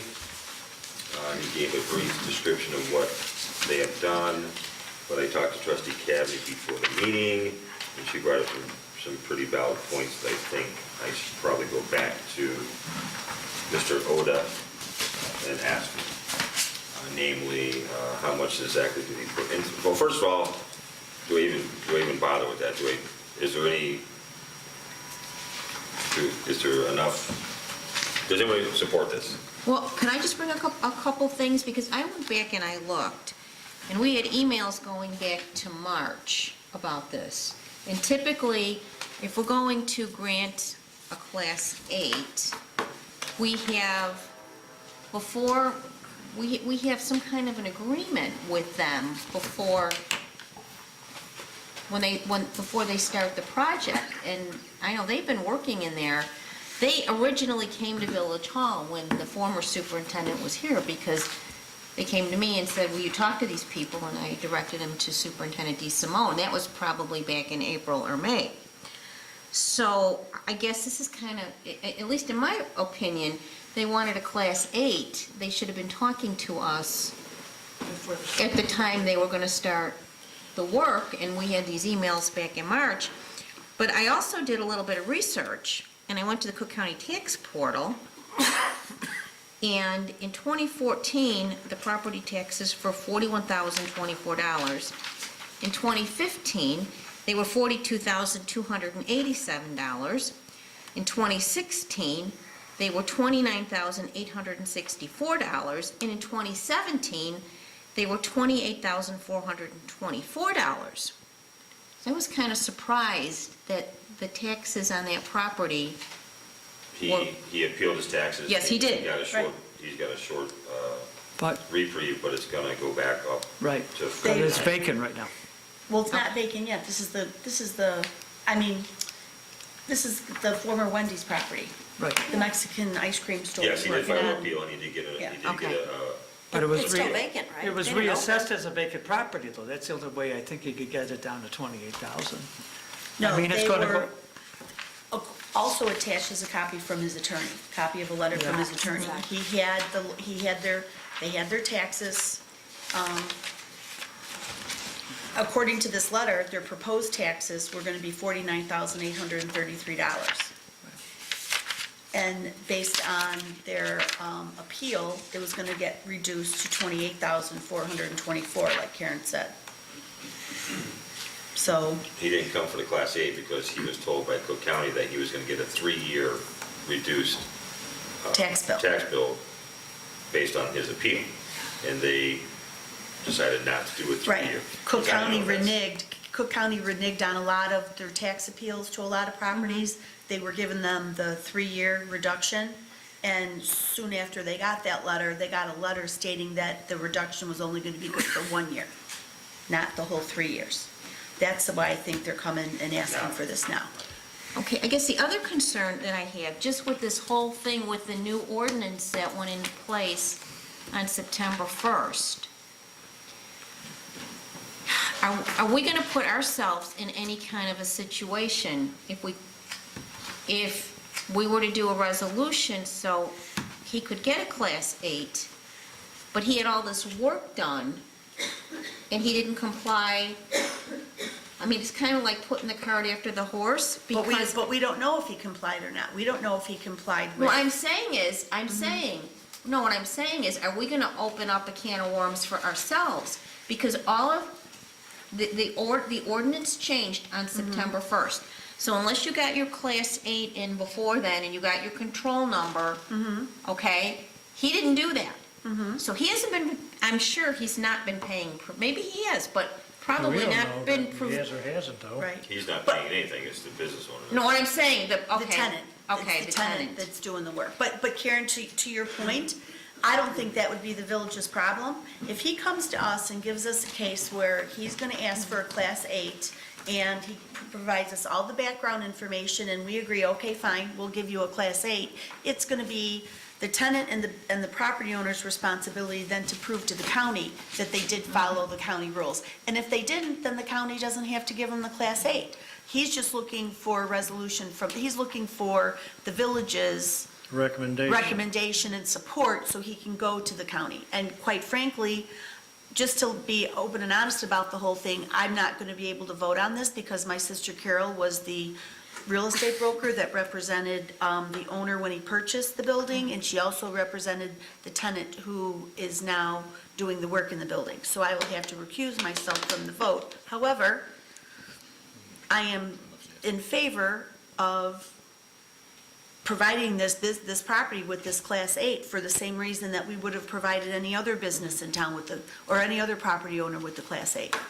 That property qualified for a Class 8 because it was vacant for 2 years, and there's a new building owner. They brought in a new tenant that's going to be bringing, sales tax revenue and new property tax revenue to the village, so. And I looked up on the website of their other properties, so I found one in Burbank. It's pretty impressive. They put a lot of money into that. I've been to the property in Burbank, Yeah. and I've had their ice cream, it's very good. Yeah. Do we have But I any mean, the idea- store is nice too. Yes, the store is very nice. Do we have any idea, I guess I would have to ask Nick, what on their permit, when they applied to pull the permits, what the valuation is of the work that's going to be done in that building? I don't know. You don't know? No, it was issued before I came on board. Okay. Yeah, well, I mean, That was something that trustee Cabby. that's I'm gonna go back to the information, owner yeah. and say, When I got the Okay. letter, I was a little Yeah. disappointed because it does not provide us with all of Okay, the financial information that should have been included in the letter. So we need to see the financials. And an idea of what they're gonna do, right? Isn't that what we said with the last one we did? Well, Is that we they- wanted a... we already have copies of their plans, so we know the village, Oh, you and I don't know, but Oh, okay. their plans are in the village hall. Their plans have already been permitted. Oh, okay. Their construction is well underway. So we know the work and the upgrades that they're gonna do to the building besides the amount of equipment that they're gonna purchase to put in. So I agree, we need to have some additional information from the property owner and the tenant relative to some financial stuff. But, I mean, right now, as it sits, this building is about what, about 3,000 square feet, Nick? Approximately? A little less. Okay. Based on 3,000 square feet, their real estate taxes are, you know, even at the reduced rate of $28,424, their real estate taxes are $9.47 a foot. That's a That's lot. ridiculously high. Because the strip center across the street, where Don is, what's it called? Mid-Oaks. Mid-Oaks property taxes are like $6 a foot. So their property taxes are very, very high. I'll go back to the owner and get more So, information and see if we yeah. can move on to something. That is all Maria, I'll give this to you. You'll draft a letter to the fire and police commission for me to sign. That's all I have. Clerk Monson. I just have a few things tonight. The board may recall, I shared some information, I think in the first meeting, maybe in December, with pricing information and estimate from Proven around the portable devices for our board docs implementation. And based on the recommendation of the Apple iPad 9.7 and the keyboard stand cover that goes with it, I checked 3 or 4 other retailers, and the pricing was either the same or more by $80 or $90 a unit. So unless anyone has any other suggestions, questions, or objections, I'm going to ask for approval of this next week, Of the the purchase of the equipment and But for the Proven to iPads? set them up. Yeah, iPad 9.7. and they were cheaper than the other non-Apple tablets? I don't remember. This was a specific device they picked for us based on their rating, so they looked at 3 different things, a tablet, a laptop, and the iPad. This was so it was apples to apples. I did pricing comparisons on what the equipment that No Proven pun recommended. intended? Yeah, no pun intended, sorry. Yeah. Along those lines, we've actually Maria and I got an email just today from our implementation specialist, so we will reach out to her in the next 2 days and figure out when that is going to take place. I have not submitted the bill we actually, after we signed the contract, we got the bill for the first year of service. And I went back to them with the question because it was dated from November to November, like specific days, and I said, no. Our agreement was, my question was, will we get a credit for service if, did we have to do this, so we got the reduced pricing? And I expect an answer on that tomorrow too. Okay. I'm sure that the dates will be changed to February, whatever it is, till February of 2020. But if you're Well- wondering why you haven't seen the bill come through yet, that's why. Given that I am not a user of Apple products and I'm so significantly challenged, as is my partner in crime here, Don. I have an Apple iPad. Oh, you do? Yes, it's the original one, practically. Don's but So Why you are you know how doing to the use training it? for us? Okay, then, you can train me, Don. No, nobody will Yeah. know anything. Yeah, you will, Sandy, you will have to move seats. I will and have, sit but I'll between- have to, I'll be in there, believe me. Just a reminder, we will have. I can barely figure out the Samsung, now I gotta figure out an Apple. We will have a trainer here from Board Docs for 2 days Oh, I'm to gonna need worry to. about the software, and you can do that on your laptop at home too. You don't have to use this device. Or trainer. And part of this pricing from Proven was Yeah. that they would do some setup, I think, and some basic training and make sure that everyone's email accounts are already set up on it for your village email and all that stuff. So we will, if we have to schedule some device training instead of the Board Docs training, we will do that too. There's Okay. enough Apple users here who can figure it out. And then just two other quick things. There's Maria included a copy of the November FOIA report in the packet, which was lengthy, given the activities in the month. And we will likely also have another set of minutes for you to review. And if we can get those by Monday, we would like to put those on the agenda. And that is all I have. So, seeing as there's no further business coming before the board, I'm looking for a motion to adjourn. I'll make the motion. Second. All in favor? Aye. All opposed? Aye. Oh, no.